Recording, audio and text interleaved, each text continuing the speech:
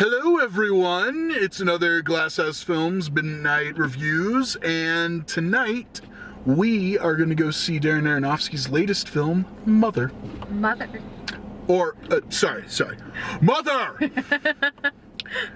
And despite the fact that the only thing I know about this is Javier Bardem and Jennifer Lawrence have an idyllic life at this semi-secluded house until Ed Harris and Michelle Pfeiffer come and things happen. Yeah. That's literally all I know, but given my love of Darren Aronofsky's work, that's all I need to... Actually, you don't even need to say that. You just got to say, Darren Aronofsky's new movie, and I'm sold. Or when you saw the poster. Well, I like the poster a lot, but that's what particularly sold me on the movie for the most part. Are you talking about the original poster, or are you talking the one that looks more like Rosemary's Baby? The one where she's, where Jennifer Lawrence... Where she's holding the heart? Where she's holding the heart, yeah. So that's the original one. Yeah. Yeah, I'm looking forward to it. It seems pretty divisive in a lot of circles, but... I love The Fountain, so I'm pretty much on board with anything he does. And then I like Black Swan. Yes, and you've only seen Black That's Swan. the only one I've seen. And yeah, it's also like, oh, it's Darren Aronofsky doing a straight up horror movie. Well, all right then, I'm there for this. And I think it's cool that we only got a trailer a month before the movie came out. Yeah. Like, that was crazy. Although, like, the teaser, and then a couple days later, the trailer. And, like, that was all that anyone's seen is that one trailer. Well, what's funny is that there was another trailer that was put out in conjunction with it. Oh. And the trailer is so bad. So the first trailer feels very much, or both the first two trailers feel very much like an A24 trailer. Yeah. And then this one's just like, you will not believe the things that you see, and then like intercut with little we didn't get bits of that footage. when we saw it. Yeah, well, I did the second time I went and saw it, and it's like, you will not believe what you are about to see. You will remember where you were when you saw Mother, and then you'll be back at the box office buying another ticket. I'm just like, hold the phone there, movie guy. Wrong way to sell this movie. And I almost felt inclined to apologize to the people down my road. Like, this isn't what this movie is. Don't worry, everyone. But yeah, so we are gonna go watch it, and then we'll report back what the movie's actually about. Yeah, all right, it's good. Bye.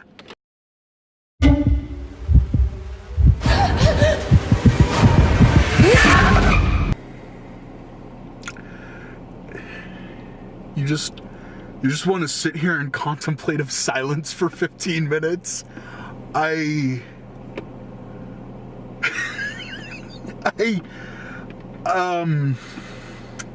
Yeah, so we watched Darren Aronofsky's latest film, Mother. Let me give you a little bit more camera there. Oh, thank you.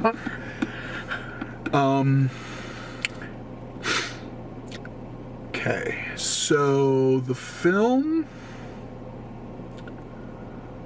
plot-wise, is a poet and his wife are in a very remote home, and one day Ed Harris and then his wife show up on their doorstep, and things get weird from there.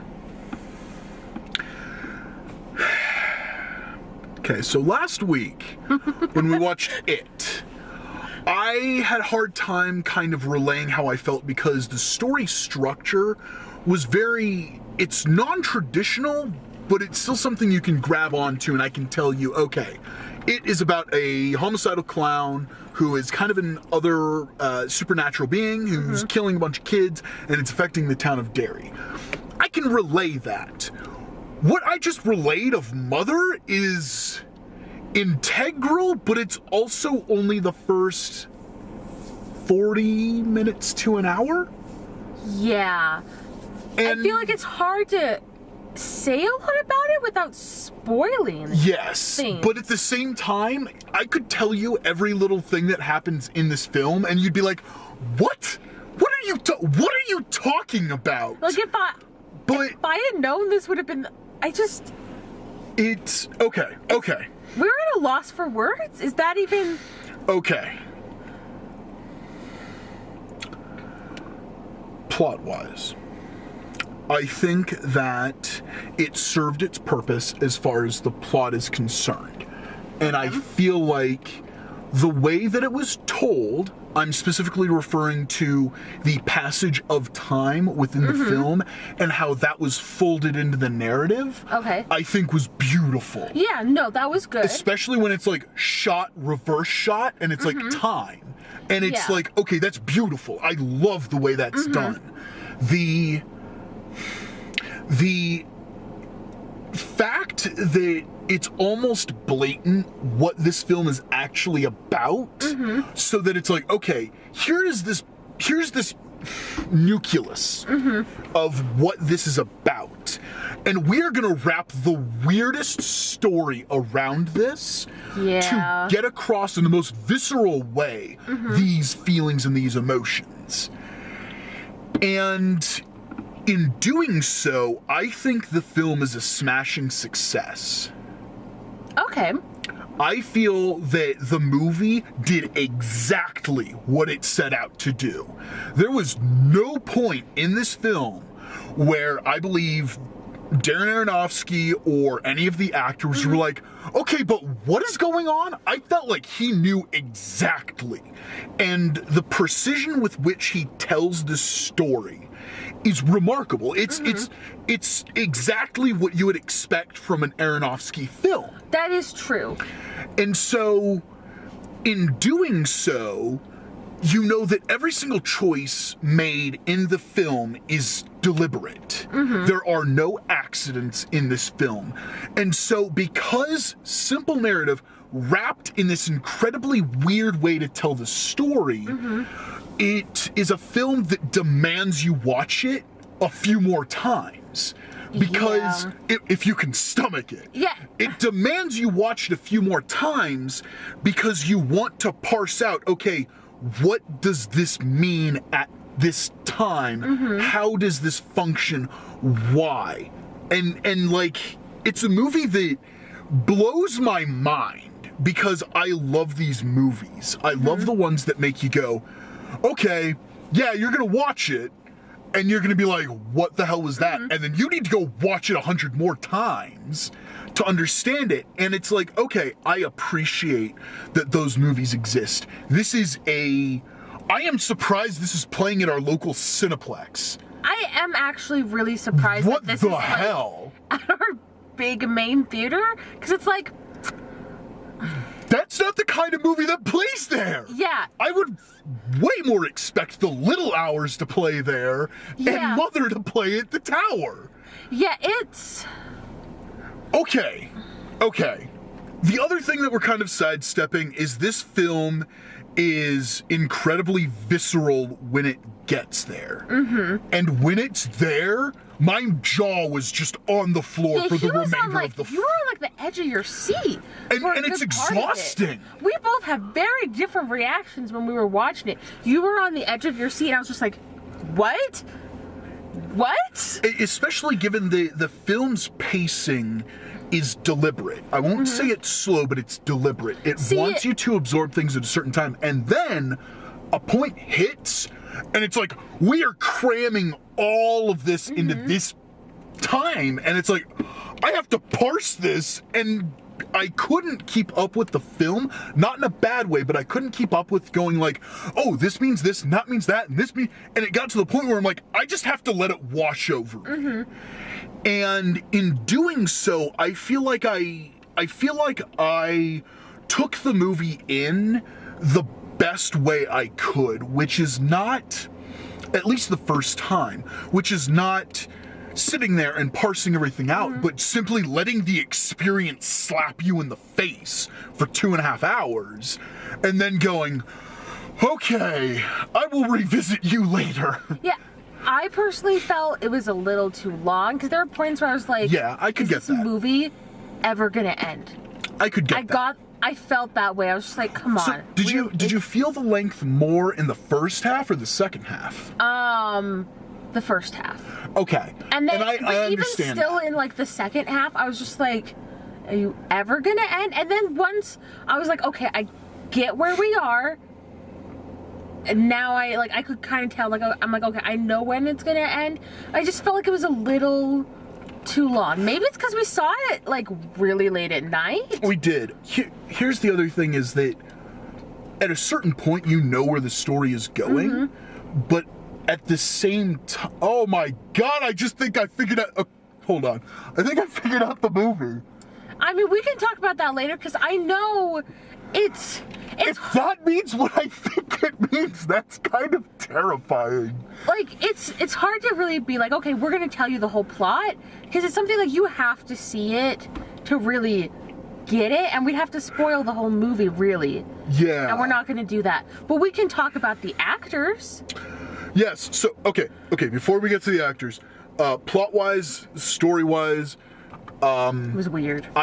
I loved the plot, and I loved the story, and I loved how it was so I do feel like certain parts when the couple first arrives, then I'm like, you could kind of cinch this up a little bit. But Yeah. once there's that breaking point with them, I feel like, okay, we're going and we're not gonna stop. Okay. And then the scene, and then when stuff picks up again, is like, oh, we told you we're not gonna stop. Yeah, at that point it was like, okay. And so I feel like it almost has to build to that, but at the same time, I do agree. A few sections you're like, okay, you can take these out. But okay, that's the story, that's the plot structure, the actors. So, I'm not normally a huge fan of Jennifer Lawrence. I kind of find her don't think she's that great. I kind of take it back in this movie because it's so hard to describe her character without giving away a lot of stuff. So this wife that Jennifer Lawrence plays, she does a really good job, especially towards the end of the movie. I was just like, so I get why you've won awards now. I guess I have to see you in these other movies. I don't totally agree with, like, I get why you've won awards. Like, I've generally liked her more than you. I think it's more like I can tell that, like, she has in her, like, she can be a really good actress if she gets the right roles. Yes. And this was the right role. She's never been pushed like this. She was pushed. And maybe it's seeing just, that, I'm like, J-Law, you should take a break. You have earned a vacation. Yeah. Please take some time to yourself. I mean, maybe the director pushed her a lot because they were dating. Oh, they were? Yeah, they started dating. I thought he was married. They started dating That during recontextualizes a thing for me. They Anyway. started dating during the movie, but Whatever. That's a weird side note. But she did a really good job. And Michelle Pfeiffer is in the movie, and we will get to my favorite part in a second. But yes, Okay. Michelle Pfeiffer. Oh, boy. Holy God! Holy shit! Nobody gives her enough credit. She needs more credit. Damn it! She is so good. Holy crap, she is good. yeah. I wanted to punch her so many times. She's good. Oh, not like I hope assault on her or anything. It's like the character that she's playing is like you really hate that character, and it's executed masterfully. Okay, Ed Harris did not do as much lifting as I thought he would in this film. Yeah. He is more a catalyst for which a lot of this takes place around in a weird way. Yeah. And for that, he wasn't given a lot to do, but at the same time, that's because his character needed to do this thing. And he executes it perfectly. Now, Javier Bardem. First of all, he's one of my favorite actors, period. Anytime I see him in a thing, I'm just like, yay, he's here! I don't think I've seen him in a lot of stuff. Oh, he's great. But He's in a bunch of stuff. Movies.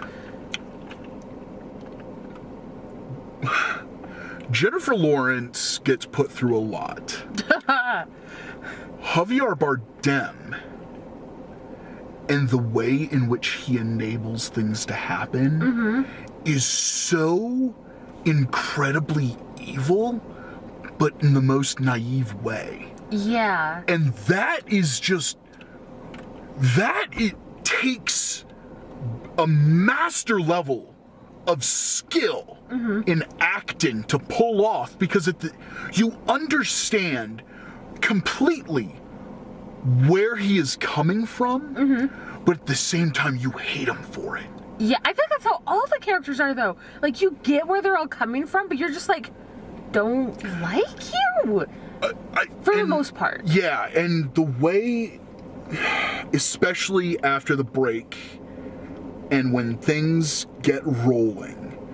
But the thing is, when things get rolling and he is doing what he is doing, the only reason why that works is because of all the work he did in the first half. Yeah. And all the work he does in the first half is incredible to me. It's just like, in the first half, he's just like building up towards this really, really good performance. But it's never... towards the end. And it's never obvious. Like, looking back on it, it's like, oh, I see how this kind of projects what will happen later in the film, but it's so devious the way it builds with that. And seeing him just work with that, like, he is so relaxed in this role. Yeah. Just, he isn't trying. And that's kind of what's terrifying. Yeah, it's kind of scary. And you're like, this seems really natural to you, and that's a little worrisome. And the scene where someone's fallen asleep and waking up, and you're just like, okay, I know how you were feeling about a thing. I know your intentions, but please, for the love of God, do not touch her. Yeah. Don't do anything. Sit still. Sit over there. God damn it. And I'm just like, and it's nothing. He is stone-faced. He's stone-faced. And you're still like, anytime, like, if he just moves, if he changes position, when he pushed the chair, it was just like nails on a chalkboard, just because you're like, these little tiny things. it's incredible. Okay. The way it's shot is beautiful. It's very similar to how he was shooting things in Black Swan and The Wrestler. Very, very naturalistic, over the shoulder. Yeah. And I love when he switches between fantastical, like, I want to show you the most gorgeous painting with my camera ever, and naturalistic. And I feel like the naturalistic feel just adds to the confusion and to the turmoil and to your frustration with everything, because you're right there the whole time, and you can't control anything. You can't say stop. You can't put your hands on something and go stop for just a minute. Yeah. And because of that, it enhances everything. This could only be shot one way. Yeah. And the way that it was shot was the one way. And it was perfect. So would you recommend seeing this movie in theaters?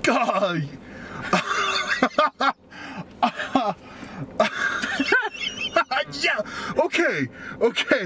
If you are down for the weirdest that Aronofsky has to offer, and if you are in for a violent and visceral experience at the cinema, unlike anything you will experience this year, and I don't say that lightly. Yeah. We will not experience another film like this, at least this year. Oh, sweet baby Jesus, go see this movie. Especially given the sound design. And the way that works. Because you can watch it, but hearing it adds a whole layer to it that is very needed. I will say... How do you feel about that? So it is definitely not a movie for everyone, and I will not be surprised or shocked if someone's like, it's a bad movie. Like, I will understand exactly where they're coming from, because it's weird. I will disagree with someone if they say it's a bad movie, but if they dislike it, that's different. Oh yeah, if someone dislikes it, I'm like, no, I get that. If they're like, it's a weird movie, that's fine, because I still think it's a weird movie. Like, but it's not a bad movie. It's not a bad movie, but it's weird. It is weird, but like you said, if you like violent movies, if you like, I wouldn't necessarily say violent, because well, that's a word you use to describe it. I would say that, but it's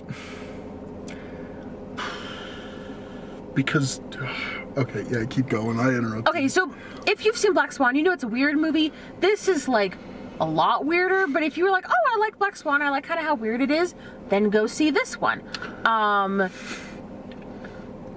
But yeah, like you said, there are certain parts where you want to have like that kind of like surround sound and everything, just like those little things to enhance the movie, because there are also just little things that you pick up on too. But it was an interesting movie. I will definitely need to watch it again, because I gotta like sift through some things, especially towards the end of that movie. Tomorrow, I'm like, okay, any work that you want to give me is going to the side. I need to think about this movie and only about this movie. I feel like the second viewing, you have to like watch it on DVD and like pause it and be like, okay, I get it. Watch for a little bit, pause it, okay, keep going. Especially like that second half. I need to own this on Blu-ray. I need to know how they did certain things, and yeah. But it was an entirely unique experience. Yeah. And that alone is worth so much. And it was not what I thought it was going to be. That's also because the trailer gives away like nothing. So I was actually happy about that, because there's a certain part of the trailer where she like digs into another section of the house, and I thought, oh, that's gonna be where all the shit is. And it's like, no, that's not. You're right. You can't spoil this. Yeah, it's a movie that you're gonna just need to go and see it so you can understand the story, because you don't want to spoil it. Like, you want to be able to see it, and then hopefully you get the story. Yeah. So next week is the considerably more tame Kingsman, The Golden Circle. Yay, another one of the movies I'm highly anticipated. So excited. I'm just exhausted at this point. Facebook.com/GlassSFilms, Twitter @GlassSFilms, YouTube.com/GlassFilmsHouse. Thank you for watching. Like the video if you liked it. Subscribe to the channel, please. And if anybody has seen this movie, right below, I want to discuss this with you. Yeah. I gotta. Thanks. See you next week. Bye.